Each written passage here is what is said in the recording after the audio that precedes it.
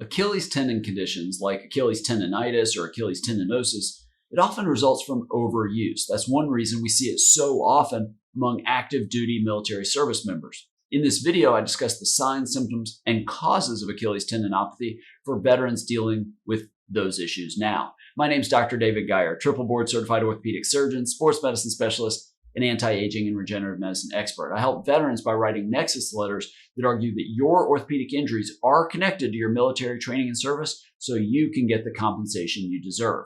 Achilles tendinopathy, and most people think of it as Achilles tendinitis, even though only very early is it sort of inflammation of the Achilles tendon, but it's a painful, and I've had it before, so I know, but it's an overuse injury of the Achilles tendon. I think most of you know what the Achilles tendon is on the back of your ankle inserting into the heel bone. It's extremely common among running and jumping athletes. So runners, but people that play soccer and football and a variety of other different activities. And yes, this includes members of the military. Now, the term tendinopathy implies degeneration or failed healing due to continuous overload without appropriate recovery. Tendinitis is really discouraged because the inflammatory activity that may have been there when it started a lot of times isn't there by the time they see a doctor, or certainly especially as it's been going on for a long period of time. Instead, it becomes a small area of degeneration within the tendon.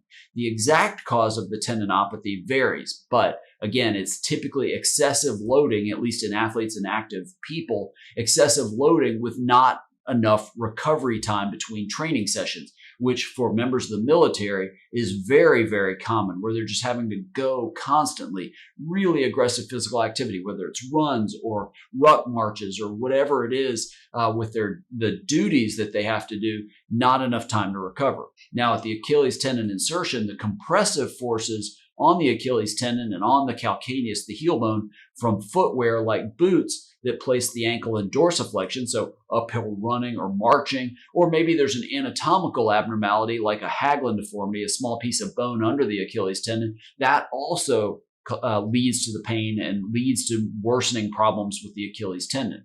Other risk factors can be decreased plantar flexion strength, deficits in hip neuromuscular control, decreased ankle dorsiflexion, being able to pull your ankle up, abnormal subtalar joint motion, the joint below the ankle, increased foot pronation, increased body weight can all be associated too. And injuries in other areas could lead to that as well, leading to decreased range of motion of the ankle and subtalar joint, for instance. So all that can play a role.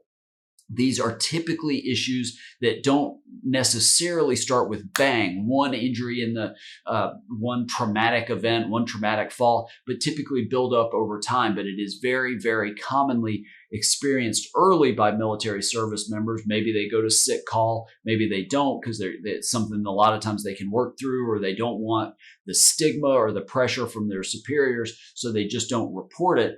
But then it becomes a problem, especially when it goes on for years. And that's what we see a lot as orthopedic surgeons. And I see with veterans that reach out to me with ankle problems that they want to file a disability claim.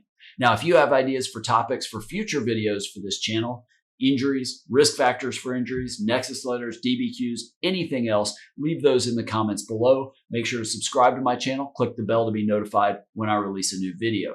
If you're interested in a Nexus letter for your injury or condition, click the link in the description below and you can learn more about working with me and working with my team. We do everything we can to make the process simple, to make it quick, and I really, really try hard to write a Nexus letter that gives you the best chance of success in your claim.